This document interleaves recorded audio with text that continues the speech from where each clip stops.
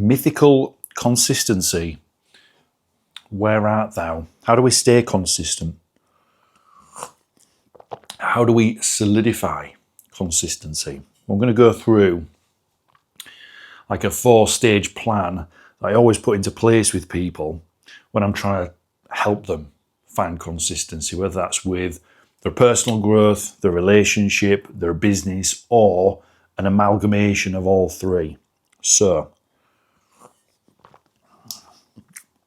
we will focus this a little bit more on business, just so it's a bit more tangible. I'll make sure the title of the videos that way orientated as well. But you can lay this same framework across anything that you want to achieve with some slight alterations. So the first thing, you've got to be in love with what you do. I'm going to keep putting my drink down on the desk and back up again. Now, if you're not in love with what you do, then every day that you come to put energy, fucking time, passion, whatever it is, into the thing that you want to grow, if you have no love for it at all, like a relationship, it'll just fizzle and die off. There'll be such a short-term, sharp effort of where if motivation and starting something's really high, but then 6, 12 months, 2 years, 3 years, 5 years, 10 years down the line, if the love has gone for it, I wouldn't expect you to stick to it. I'd be telling you to look for the thing that you love, search out the meaning and purpose, behind what you're wanting to do. Do you know what I mean? So love is the first thing. And the thing I would say to you is, and I've had a lot of pushback already. I've not done many videos and I've not got a big channel. And I've done some shorts and things like this. And I've had comments even sort of saying, not everyone in the world can do what they fucking love to do. Because if everybody did, no one would do the things that no one wants to do. I'm like, I don't think that's necessarily true, number one. And number two, I think the things that you, me, don't want to do, and the things that we do love, other people certainly do. I've met so many people just in the last 10 years who are in love with the type of things that I fucking hate. Sorry, Leo. I'm leaning on the wall. They're absolutely in love with the things that I hate to do. Very meticulous, analytical, non-people facing tasks. And I'm like, I couldn't do that. I couldn't do that day to day. I just couldn't. Whereas they're like nerding out about it, creating processes, and they've got spreadsheet upon spreadsheet, and they show people how to install that stuff into their businesses, their lives, whatever. And I'm just like, I get it. I can see how fucking excited you are. And I understand the need and requirement, but could I personally do it? No. And that's what you need to answer. What do I love doing more than anything else?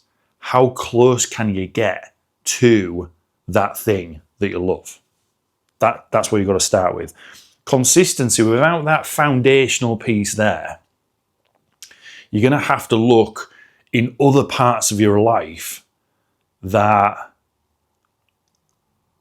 I'll be honest, even if you find like consistency in, I don't know, well, the reason I'm consistent is because my kids need me to be, my partner needs me to be. That's great. But I've met a lot of people who end up resenting the people around them because they've stayed, straight and true to doing a job, a career, or having a business just to fulfill other certain parts of their life. I'm not saying there's anything wrong with that, but I've met a lot of really miserable people.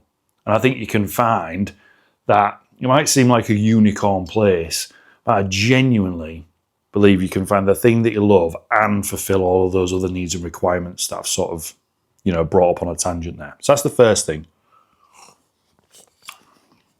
Is what are you in love with? Second thing, I've made some notes as well today. Be totally clear on why you're doing it.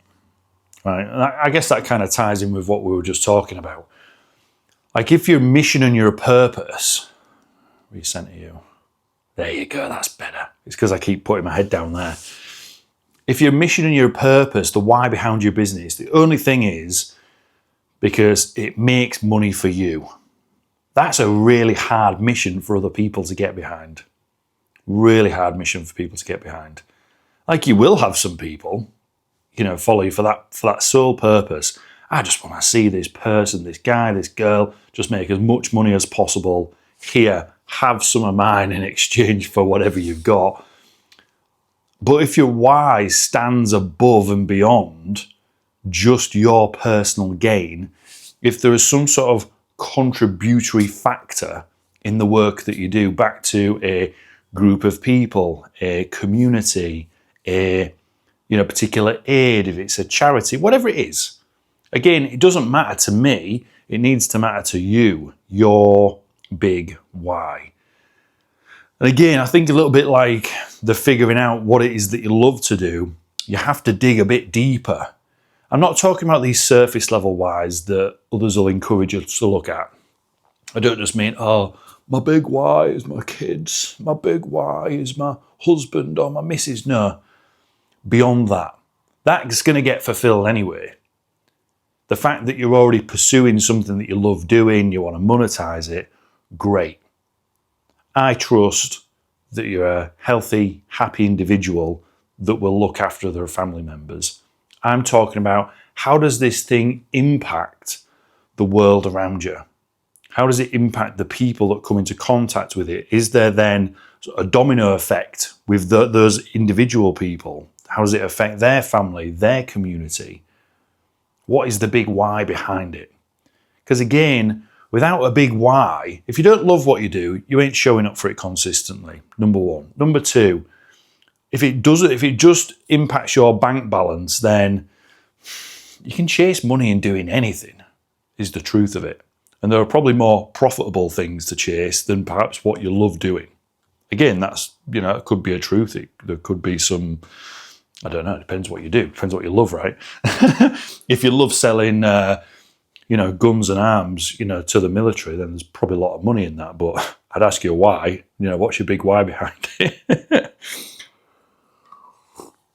So again, take some time to consider. Take some time to consider and think about, is the work that you're doing right now something that you're really in love with?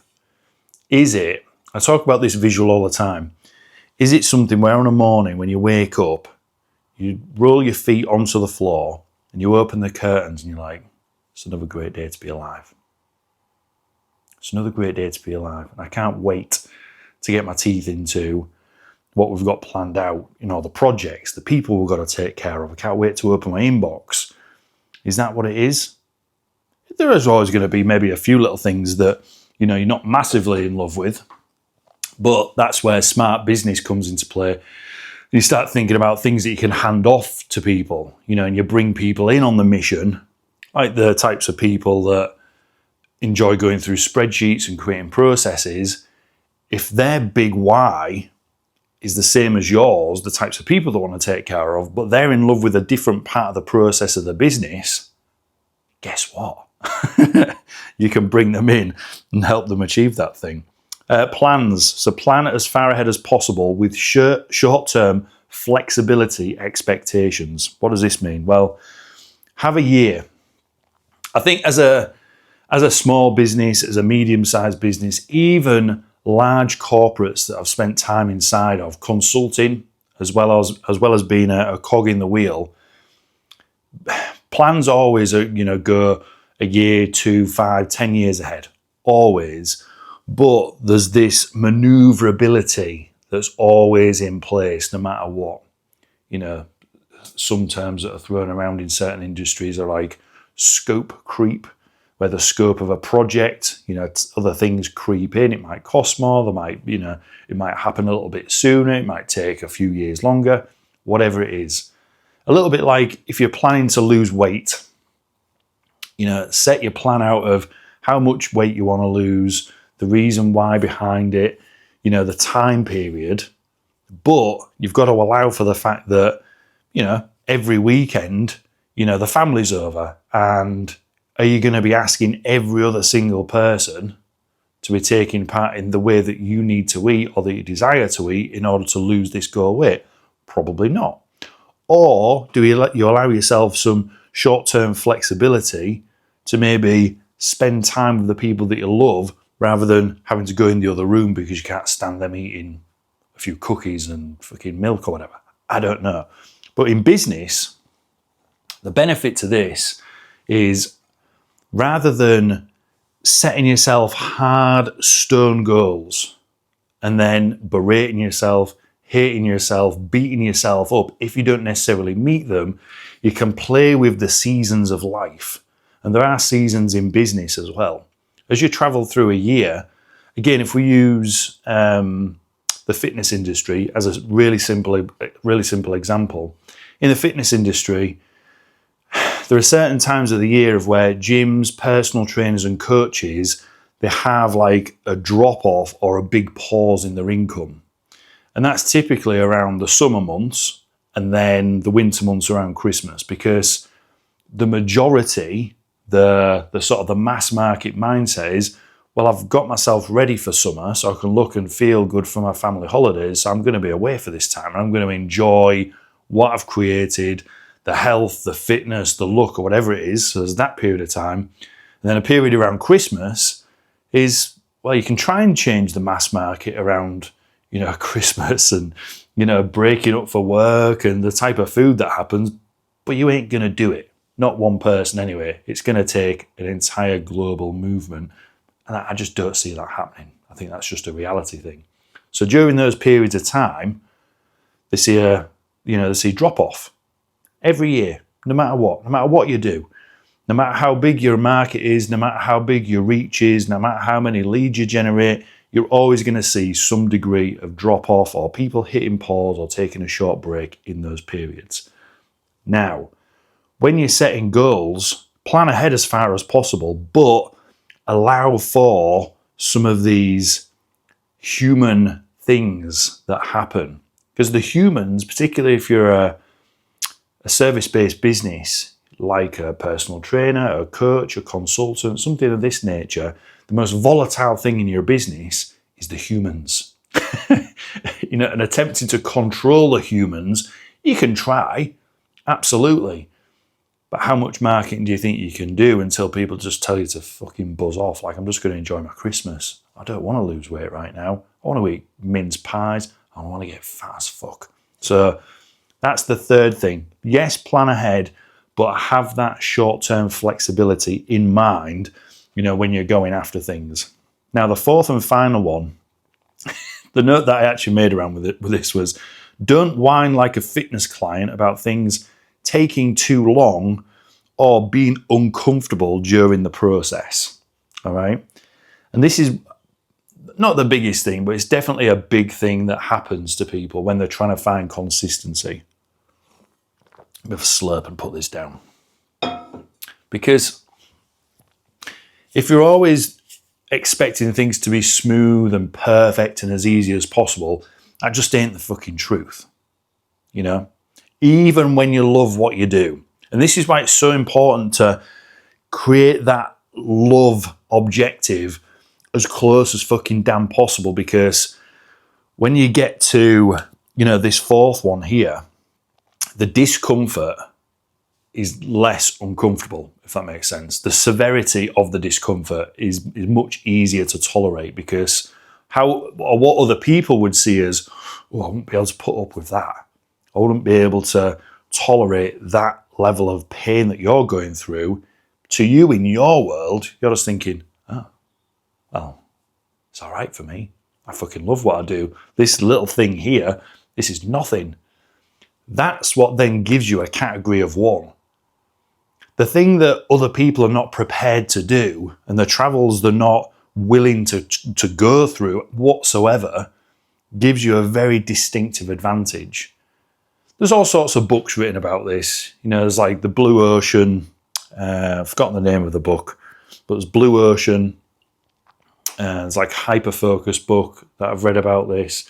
There's a couple of different topics, but finding your thing that you love, you can be consistent with, that yes, you've set your long-term goals, but you're prepared to ride the waves of whatever industry you're in or however volatile your types of customers are. And then the discomfort that you travel through, if all of that other top stuff is really tight and as close to you and you as possible, then what other people see as discomfort, you just see as a natural and smooth part of the ride as you try and get to your goal. Dead simple. So the more time you spend on these 4 things, through experience of helping other people with this, when they're like, well, I can't seem to find consistency. I can't seem to find consistency with my business, my relationship and love life, or my own personal growth. Break these down to suit your individual needs. What do you love? Plan your goals out. What was the second one? Sorry, I'm excited. Be clear on your why. Be clear on your why, but not just about it being about you. Is there some sort of external factor and reasoning to why other people can get on board with your fucking mission? Man, that gives you an unstoppable fucking combination in my experience. So have a go at it. If this has been useful, just let me know in the comments. If it hasn't, give me some feedback. I'm still trying to find my way here on YouTube with the type of topics that I'm sharing. And what I'm doing at the minute is just things that I'm naturally doing either in my personal life, in my relationship or my business. I'm just sharing this knowledge back. Maybe the format needs to be a little bit different. Maybe I need to find the topic that actually, rings true with how people perceive me. I don't know, but I'm willing. I'm willing, and I'm here on a Saturday. What time is it? 4:20 on a Saturday afternoon. Other people, would say you should be doing other things, but I wanted to make sure I stayed consistent with creating my videos for you guys. Or for whoever's watching. I say you guys. I see a couple of people commenting, a couple of likes coming in, but I don't know who you are at the minute. So that'd be really useful as well. If you've made it this far into the video, 17 minutes, come and tell me a little bit about yourself. That'd be really useful for me, because then I can probably cater what I'm talking about in the videos just a little bit more. At the minute, the most popular video I've actually got on the channel, I mentioned this the other week, is how to get massive forearms. That's had the most views, the most comments, the most likes on the entire channel. Do I listen to that? Do I just listen to the fact that, yeah, maybe I have got some experience in business, but people don't want to listen to my voice about it. Maybe people just want to, watch me do grip training, and train my muscles and get massive. I have no idea. I'm willing to roll with the fucking punches as I find my own way and the thing what I love doing too. But you've been great. Thanks for tuning in, and I'll see you again soon.